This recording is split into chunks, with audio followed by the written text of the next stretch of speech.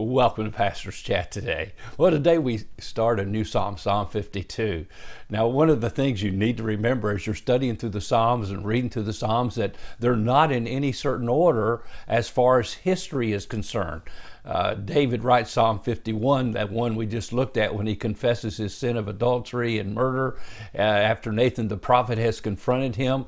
That happens after he's established his kingdom. Psalm 52 takes place earlier in his life when he's fleeing from King Saul.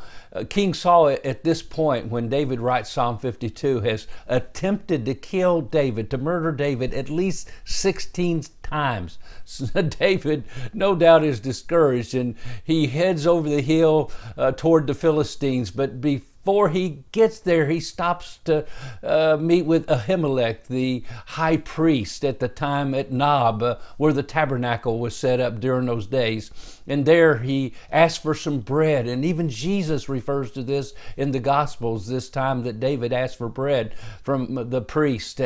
But somebody else was there, and his name was Doeg. He was the chief herdsman of the tribe of Saul. And he had been given a place of preeminence in Saul's kingdom.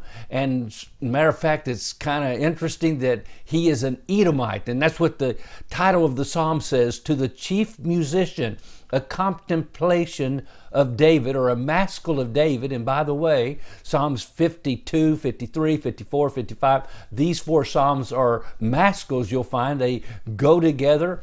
And then he says, but it's a maskil, a contemplation of David, when Doeg the Edomite went and told Saul and said to him, David is gone to the house of Ahimelech.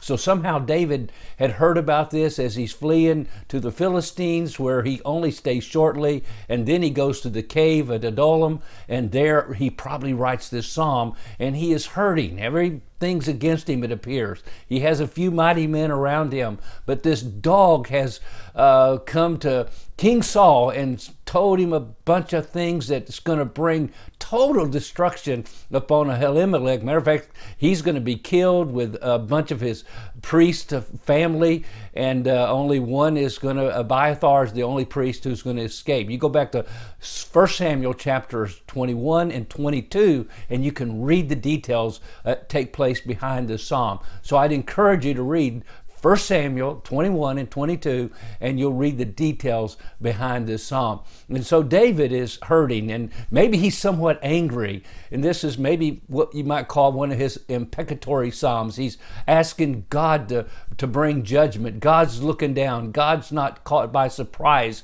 when this Doeg, this Edomite, does this terrible thing that brings great destruction upon the priest of Ahimelech and his family.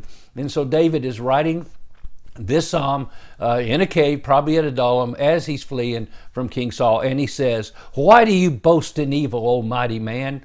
And by the way, when he says, oh mighty man, we believe speaking about this Doeg telling bad things to Saul, King Saul, and it's like saying, you big shot, what do you think you're doing when you boast in this way? He said, the goodness of God endures continually. No matter what you say, no matter how you act, no matter what you do, God's goodness will not change for me.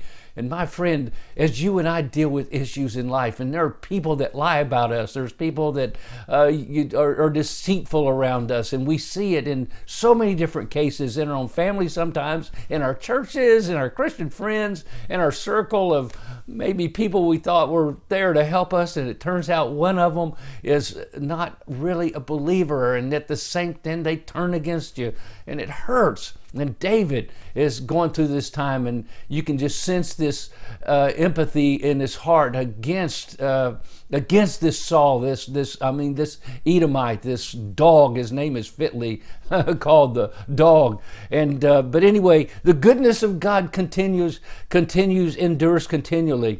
And he says, your tongue devises destruction like a sharp razor, working deceitfully. You love evil more than good, lying rather than speaking righteousness. Selah, you love all devouring words, you deceitful tongue.